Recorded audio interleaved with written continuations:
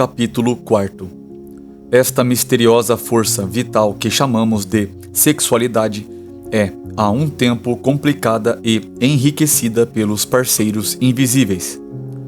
Já vimos como a ânima e o ânimos frequentemente se projetam sobre membros do sexo oposto e como, quando uma pessoa para nós traz em si uma imagem projetada, os sentimentos e as fantasias sexuais provavelmente irão surgir.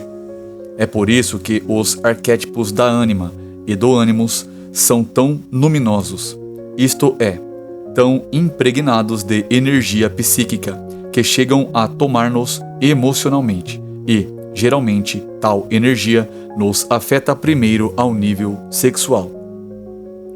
O tipo de atração sexual magnética que podemos sentir quando a ânima ou o ânimos se projetam dessa maneira leva a estabelecer fortes laços psicológicos com a pessoa que recebe tal projeção, do modo como nós descrevemos, e este fenômeno é muitas vezes perturbador para um relacionamento duradouro, como o casamento. As projeções da ânima e do ânimos raramente permanecem numa pessoa, cuja humanidade ordinária se evidencia sob o desgaste e o peso da vida diária, e, por essa razão, as projeções da ânima ou do ânimos comumente irão recair sobre pessoas que estão fora do relacionamento conjugal, o que demonstrará ser um fator causador de perturbação. Luminosidade, descoberta, aventura e curiosidade geralmente estimulam o relacionamento inicial com membros do sexo oposto, mas à medida que se desgasta, a vida sexual entre o homem e a mulher pode transformar-se em rotina, e os desejos e fantasias sexuais podem girar em torno de outras pessoas. As pessoas destituídas de compreensão psicológica podem supor, então, que elas não mais amam seus companheiros, já que agora se sentem apaixonadas por outra pessoa. Outros, principalmente os que foram educados dentro de uma estreita tradição religiosa, que os ensinou a encarar suas fantasias como sendo em si mesmas pecado, podem ficar horrorizados com tais fantasias e tentar reprimi-las por temor de culpa. Outros ainda, a quem falta um certo embasamento moral, podem querer destruir um relacionamento conjugal que está sendo ameaçado de fracasso, em vez de procurar melhorá-lo, por pensar que o relacionamento novo e fascinante é o de agora, e que só serão felizes se conseguirem possuir o objeto de seus desejos sexuais. Como salientou Adolph Craig, isso tem grande probabilidade de ocorrer dentro da nossa cultura, em que o matrimônio é encarado em termos do que ele significa como bem-estar, muito mais do que como salvação. Encarar o casamento em termos de bem-estar significa que nos casamos alimentando o pensamento de que ele nos levará à felicidade, à satisfação e ao sentimento de paz e plenitude. Nota do escritor. Felizmente, para a vida sexual dentro do casamento, existem algumas vantagens para o relacionamento conjugal permanente, quando este atinge realização sexual plena. Num relacionamento permanente, por exemplo, o casal tem a oportunidade de conhecer o outro como parceiro sexual, de um descobrir o que o outro gosta e de ambos se tornarem aptos a desempenhar o papel de um amante bem adequado para o seu parceiro. Também é importante que, num relacionamento duradouro, o fator amor e relações pessoais podem significar bem mais do que descobrir que a imagem projetada da ânima ou do ânimos não mais envolve o parceiro. Se, além disso, o casal de esposos puder conservar vivas em sua vida sexual as fantasias surgidas no seu íntimo, talvez partilhando-as um com o outro, e expressando-as na sua vida de amor, a sexualidade no casamento consiga permanecer como uma parte vital do relacionamento. Encarar o casamento em termos de salvação significa que vemos o casamento como um caminho possível para o autoconhecimento e a individuação. No casamento, duas pessoas extravasam, indo cada uma de encontro à área de inconsciência da outra. Isto propicia a ambas uma oportunidade de perceber qualidades ou hábitos pessoais que elas só veem quando seus parceiros na vida diária lhe mostram. Tal relacionamento oferece um excelente elemento em que a individuação pode ocorrer, porque pessoas que conseguem trabalhar com áreas de inconsciência em sua vida comum podem amadurecer na sua capacidade de amar e de se relacionar com outro ser humano. Se valorizamos o casamento somente quando ele nos proporciona uma sensação de bem-estar, não teremos a força interior para enfrentar as experiências difíceis. Mas, se aprendermos a valorizar o matrimônio por causa das oportunidades que ele oferece para a salvação, isto é, para a individuação, bem como para outras graças, nosso relacionamento conjugal mostrará estar apoiado numa base mais sólida. No entanto, o problema permanecerá. De que modo devemos encarar as fantasias relativas a outra pessoa fora do nosso casamento, as quais possam ser inspiradas pelas projeções que já discutimos? É claro que pode ser prejudicial deixar-se levar por tais fantasias, sem o mínimo interesse consciente pelo seu sentido subjacente. Mas pode ser igualmente lamentável que uma consciência superficialmente desenvolvida faça uma pessoa rejeitar as fantasias inspiradas pela ânima dele ou pelo ânimos dela, porque tais fantasias contêm uma boa dose de importante energia psíquica. Por essa razão, é muitas vezes melhor tentar compreender o sentido de nossas fantasias do que rejeitá-las para longe por causa de sua suposta inspiração diabólica. Pois nada há de errado no fato de ter fantasias desse tipo. As fantasias simplesmente chegam às nossas mentes sem terem sido convidadas, por motivos que lhes são próprios. O que nós fazemos com nossas fantasias é que constitui matéria de moralidade. Se nossos pensamentos eróticos forem dirigidos para outra pessoa pela ânima ou pelo ânimos, isso pode trazer muitas mensagens para nós.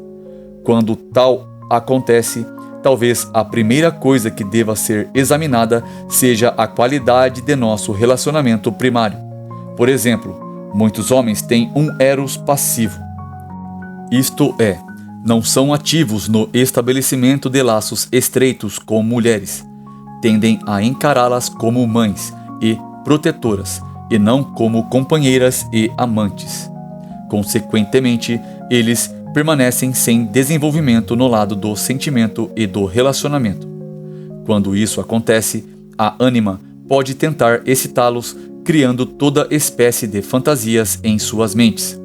É como se a ânima reconhecesse a incapacidade e o adormecimento do homem na área dos relacionamentos pessoais e do amor, e decidisse apagar essa mancha ou eliminar essa falha. Ou também pode ser que um homem ou uma mulher esteja casado com a pessoa errada, que não queira ou não tenha capacidade para enfrentar esse fato, mas se sinta inclinada a examinar o seu relacionamento primário com mais honestidade, consentindo na intromissão dentro da consciência de fantasias inspiradas pela ânima ou pelo ânimos e relativas a outras pessoas. Por exemplo, um homem veio procurar a terapia porque havia sido impotente com sua mulher durante vários anos. Ele também se mostrava perturbado por causa de suas fantasias eróticas referentes a outra mulher. Depois de haver falado durante algumas horas, ficou claro para ele que simplesmente ele não gostava de sua mulher. O problema não era amá-la ou não amá-la. ele não gostava dela e realmente não queria ficar com ela. Foi a primeira vez que ele se permitiu encarar esse fato. Depois de encará-lo honestamente, procurou outra mulher e, imediatamente, sua impotência desapareceu. Era como se seu pênis não mentisse. Durante todo esse tempo, ele lhe estava dizendo simplesmente que ele não queria a mulher com quem se havia casado. Evidentemente, esse homem teve que passar por horrores de todo tipo para se separar da mulher. Ele teve de suportar um certo peso de culpa porque, como já era de esperar, sua mulher se sentiu indesejada e rejeitada. Não há soluções simples para os problemas de amor na vida, e todo relacionamento de amor exige um preço de nós. Há chances, porém, de que o aparecimento da ânima ou do ânimos numa forma projetada constitua simplesmente um esforço por parte dessas figuras interiores para chamar a nossa atenção, da maneira como já mostramos. Deve ser feita, portanto, uma tentativa no sentido de desviar a projeção, isto é, de compreender que a atração ou o fascínio que sentimos por uma outra pessoa provém do conteúdo psíquico projetado dentro de nós. Dessa maneira, podemos começar a nos relacionar com a imagem luminosa da ânima ou do ânimos como com um fator interior da nossa própria psique. E assim, começamos a atingir aquele relacionamento vital com o inconsciente que representa um grande auxílio no nosso processo de individuação. Naturalmente, como já observamos no primeiro capítulo, as projeções nunca podem ser completamente afastadas, pois escapam do nosso controle consciente. Também nunca podemos ficar tão conscientes das imagens interiores da ânima ou do ânimos, de modo que as projeções não ocorram. Afastar as projeções não significa que elas nunca mais ocorram, mas que conseguimos compreendê-las e considerá-las como imagens existentes dentro de nós quando elas entram em ação. Um exemplo especial de projeção da ânima na psicologia masculina provém do problema da dupla ânima. A ânima muitas vezes emerge na psicologia de um homem como uma figura dupla. A primeira imagem da ânima pode impelir um homem para a mulher, para a família e para o lar. A segunda imagem da ânima impele o homem para um mundo de experiências ou de imagens emocionantemente marcantes, situadas fora do padrão mulher, filhos, lar. Podemos chamar uma imagem de endógama e a outra de exógama. Muitos homens inicialmente seguem a primeira imagem da ânima e procuram aproveitar os prazeres e as satisfações da vida de família, descobrindo somente depois que sua consciência está começando a ser impelida pela segunda imagem da ânima, porque o efeito da ânima é sempre o de excitar a consciência do homem para a busca de uma vida maior. É como se a segunda imagem aparecesse para despertar o homem e levá-lo a procurar um melhor desenvolvimento interior, ou induzi-lo a experiências mais vivas. Ela serve para evitar que seu eros se torne passivo demais, seu estado de espírito demasiadamente satisfeito, confortável e, eventualmente, estagnado. Em resumo, ela traz uma chama de fogo à vida do homem e acrescenta cor à sua personalidade. Quando tais enredos da ânima se desenvolvem em um homem, não existem regras sobre o modo de proceder. A teologia pode tentar estabelecer princípios gerais para reger a vida de amor da humanidade, mas a psicologia não pode fazer o mesmo, porque os problemas do eros só permitem soluções individuais. Cada homem deve encontrar o seu próprio caminho através do labirinto de relacionamentos, emoções, anseios e complicações que a emergência da dupla imagem da ânima sempre acarreta. Pode haver alguns homens que necessitem de experiências concretas com mulheres, a fim de realizar suas próprias emoções e de começar a compreender o que as mulheres significam para eles. Isto pode ser particularmente verdadeiro para um homem que não tenha tido suficiente experiência em matéria de mulheres, de amor e de relacionamento, que tenha, por assim dizer, uma vida não vivida nesta área. Um homem que é apanhado pela ânima e arremessado por ela em direção a um relacionamento com outra mulher, terá de levar em conta seu relacionamento primário. Muitos homens, desrespeitando a lealdade e o amor por suas mulheres, de modo absolutamente correto para eles, recusam-se a manter relacionamento com outra mulher. Alguns homens, porém, mantêm tal relacionamento, mas conservam-no como um segredo, dizendo a si mesmos que não desejam ferir suas mulheres e que aquilo que suas parceiras não conhecem não irá magoá-las. Geralmente, a verdade é que eles não querem passar pelas dificuldades emocionais de falar com suas mulheres sobre o dilema que estão enfrentando e sobre o que estão fazendo. A maioria dos homens não gosta de cenas emocionais desagradáveis e, de maneira muito compreensível, suas mulheres muito provavelmente hão de ficar magoadas, zangadas e de reagir de maneira vingativa se souberem que seus maridos estão dividindo o seu amor com outras mulheres. O que minha mulher ou meu marido não sabe, não a ou fere. É uma frase que comumente traduz o seguinte pensamento: não tenho coragem de passar pelo dissabor emocional, de pôr às claras coisas ocultas. Se um relacionamento extramarital for frequente ou durar muito tempo, a esposa será, por certo, atingida por ele, eventualmente através do inconsciente, isto é, surgirão efeitos sobre a psique do parceiro no casamento. Mesmo que num nível consciente tal pessoa não saiba nada do que está acontecendo. Ocasionalmente acontece, por exemplo, que uma pessoa procure a análise porque o relacionamento matrimonial está perturbado, embora ele ou ela não seja capaz de detectar o problema.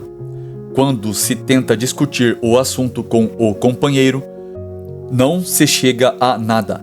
Mais tarde, geralmente, vem-se a saber que um deles esteve envolvido num relacionamento com outra pessoa por algum tempo.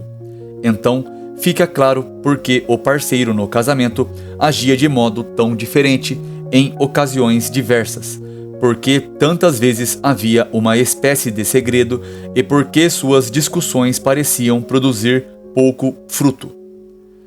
Há até casos em que uma pessoa sonha que o parceiro dele ou dela está envolvido com alguém.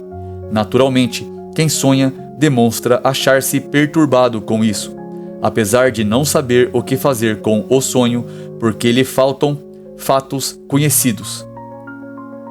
Por isso, durante o longo período em que relações extramatrimoniais são conservadas em segredo, elas constituem uma injustiça com a outra pessoa no casamento e, quando vem à tona, julga-se que o prejuízo foi causado pelo cunho secreto mantido. Quem não percebeu o envolvimento do parceiro se sente ferido e diminuído e, evidentemente, a confiança entre as duas pessoas fica prejudicada e dificilmente pode ser reconstruída. Ainda, uma pessoa que ama secretamente tende a prejudicar a si mesmo ou a si mesma.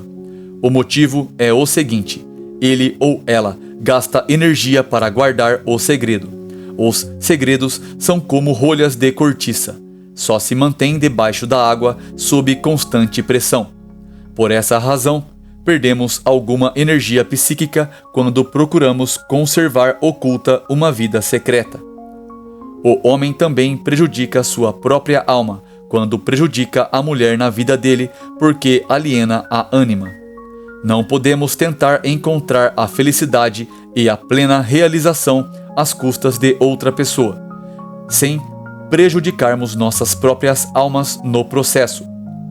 Numa linguagem mais metafísica, a tentativa de encontrar a felicidade às custas dos outros desenvolve um mau karma dentro de nós. Isto é, provoca uma retribuição vinda de dentro para fora. E o que acontece com a ânima que está por trás de todas estas complicações, cuja imagem projetada sobre a outra mulher envolveu o homem em fantasias, despertou seus desejos e excitou sua vida emocional insatisfeita? Muitas vezes parece que ela não quer incomodar-se com as dificuldades que está criando. Como Afrodite, seu objetivo é que homens e mulheres se amem e sejam amados, e ela não se interessa pela felicidade humana. Assim sendo, surge para o homem a seguinte dificuldade: os relacionamentos humanos que exigem uma atitude ética e moral e que, para seu sucesso contínuo, requerem qualidades de integridade e de bom desempenho, se veem altamente perturbados por uma ânima que não se interessa por essas coisas, contanto que consiga excitar mais vida. Entretanto, não é verdade que Afrodite não tenha moralidade alguma, porque seu código moral se estende a todos os assuntos referentes ao relacionamento. Durante um período longo, quando o homem é infiel em questões de amor e de relacionamento, a deusa existente dentro dele se volta contra ele, querendo vingar-se e exige uma retribuição sob uma forma que se chamou de justiça feminina. Como Mary Louise von Franz salientou, existe uma justiça feminina bem como uma justiça masculina. A justiça masculina é impessoal e objetiva. Está inserida em nosso código legal e em nosso sistema penal. Reclama uma aplicação imparcial e uniforme da justiça, tal como o faz a sociedade, por várias ofensas, sem levar em conta considerações individuais. A justiça feminina, por sua vez, é a justiça da natureza, é pessoal e adaptada às circunstâncias particulares. Um exemplo de justiça feminina é a história de uma mulher que anunciou a venda de um novo modelo de Porsche pelo preço ridiculamente baixo de $75. Um homem leu o anúncio e entrou em contato com a mulher. "Tenho somente um cheque." Contam que ele disse a ela. "Está ótimo", respondeu a mulher. Admirado e deliciado com a sua sorte, o homem deu-lhe o cheque e saiu com o Porsche. Sua consciência, porém, começou a perturbá-lo, e ele voltou a procurar a mulher para dizer-lhe: "A senhora sabe qual é o valor deste carro?" "Oh, claro que sei", respondeu ela. "Então, por que está a senhora vendendo-o para mim somente por $75? "Bem", replicou ela, "o problema é o seguinte: ontem meu marido viajou para a Europa com a sua amante e me disse: 'Venda o Porsche, por favor, e mande-me o cheque.' Esta é a justiça feminina. A essência dela? Seu marido recebeu exatamente o que merecia." A justiça feminina prevalece em questões de relacionamento humano e também na questão do nosso relacionamento com o inconsciente e com a natureza. Se alienarmos o inconsciente, se prejudicarmos ou ignorarmos as leis e as exigências da natureza-mãe, receberemos o que merecemos. Isto é, haverá a aplicação de um castigo que estará exatamente adequado às circunstâncias individuais. Assim, se abusarmos de nossos corpos, pagaremos o preço apropriado. Quando contaminamos a terra, o ar e o mar, a natureza aplica-nos um justo castigo, como se estivéssemos começando a compreender as coisas. Quando desprezamos o inconsciente, a justiça é feita dentro de nós por todas as forças interiores que ofendemos. E, se formos falsos em nossos relacionamentos, teremos de pagar um preço de alguma espécie. Discuti o problema da dupla imagem da ânima no homem, mas a mulher também tem uma dupla imagem do ânimos, como Robert Johnson mostrou no seu estudo da história hinduísta. as cabeças transpostas. Quando o ânimos emerge como uma dupla imagem, um homem pode carregar parte do ânimos de uma mulher e outro homem carregar a segunda parte. Pelo fato de essas imagens do ânimos se projetarem, a mulher se sente dividida entre os dois homens, pois experimenta uma parte diferente de si mesma entrando em ação quando ela se relaciona com cada um dos dois homens. Naturalmente, ela terá grande dificuldade para escolher entre os dois, pois, enquanto ela não for capaz de retirar as partes da sua psique que foram projetadas, há de sentir-se compulsoriamente relacionada com ambos e achará igualmente difícil desistir de um deles, assim como teria grande dificuldade em renunciar ao seu braço direito ou ao esquerdo. Sua dificuldade pode ser resolvida, entretanto, quando ela afasta as projeções, tomando consciência delas, e ainda quando o relacionamento pessoal, diferenciado do relacionamento gerado pelas projeções, começa a se desenvolver mais intensamente com um homem do que com o outro. É muito natural para uma jovem experimentar primeiro sua personalidade mediante relacionamentos com diversos homens. Uma jovem foi-me mandada por seus pais para aconselhamento, porque ela passava muito rapidamente de um caso de amor superficial para outro. E era verdade que ela tinha um número assustador de homens diferentes em sua vida: estudantes, marinheiros, homens mais velhos, homens mais jovens, homens brancos, homens pretos. Parecia não haver explicação nem razão para isso.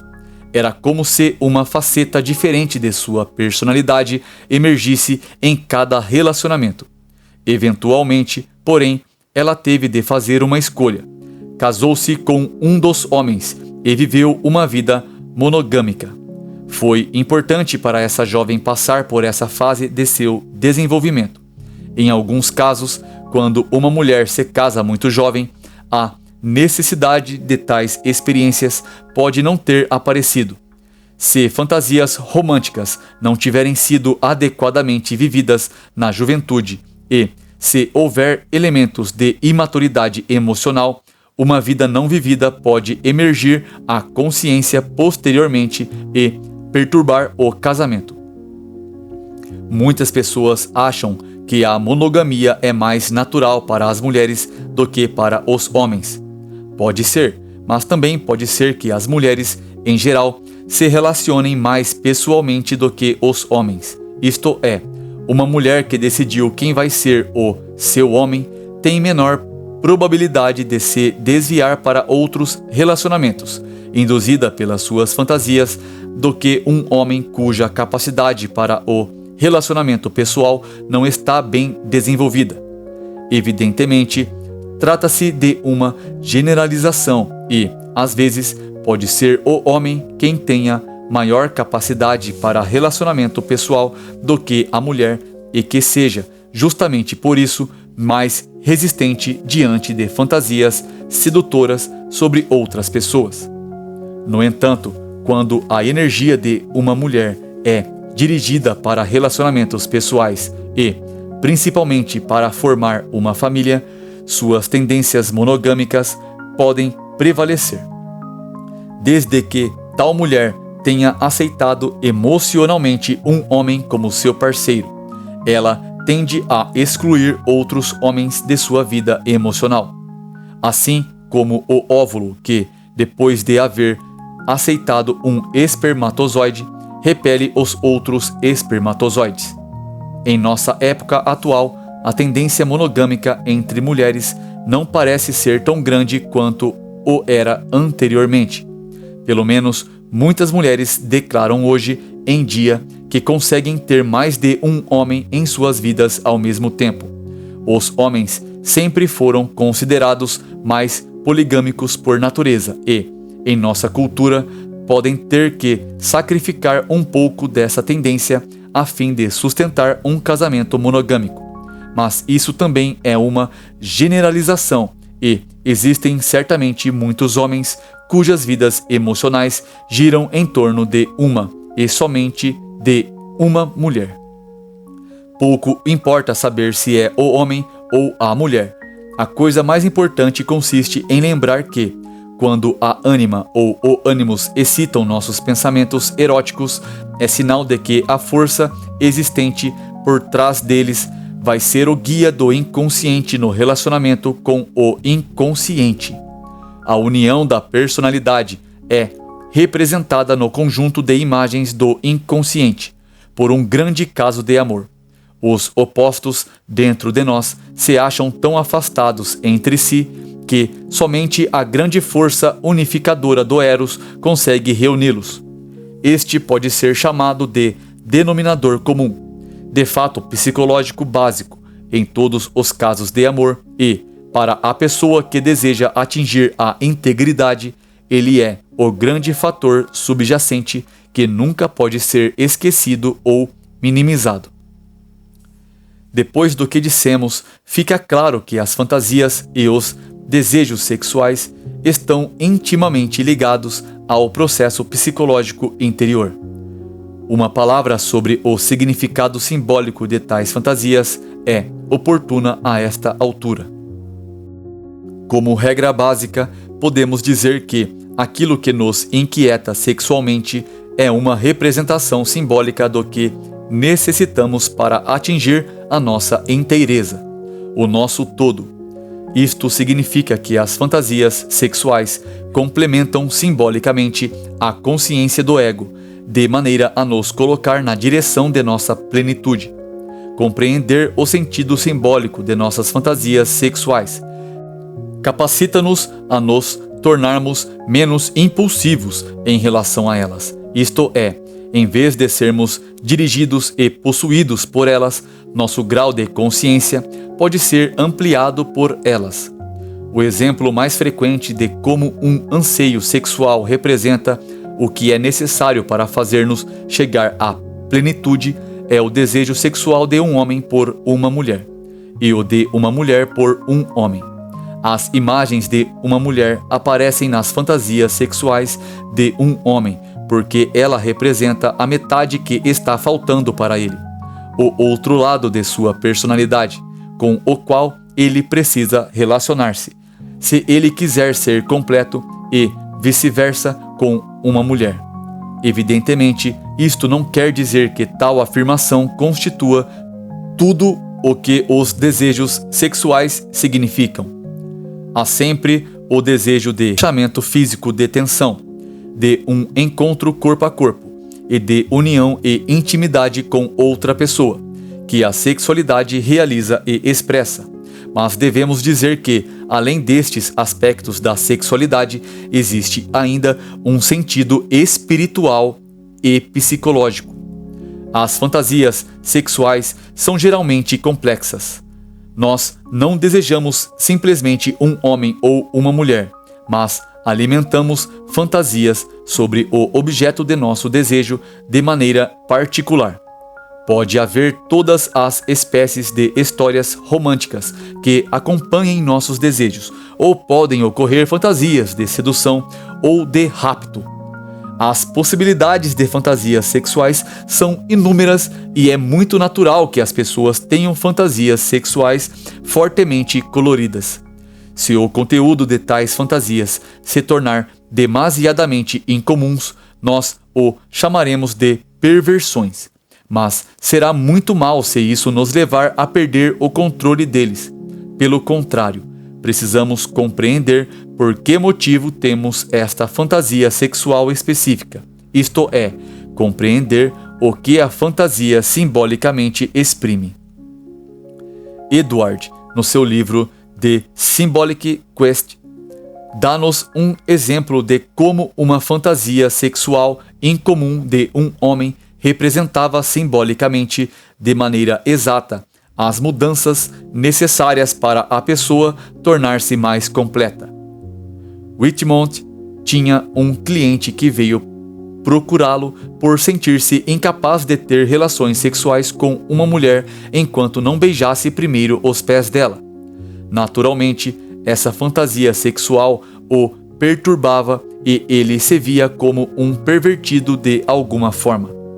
A análise revelou que esse homem geralmente se identificava com seu intelecto e se considerava superior às mulheres.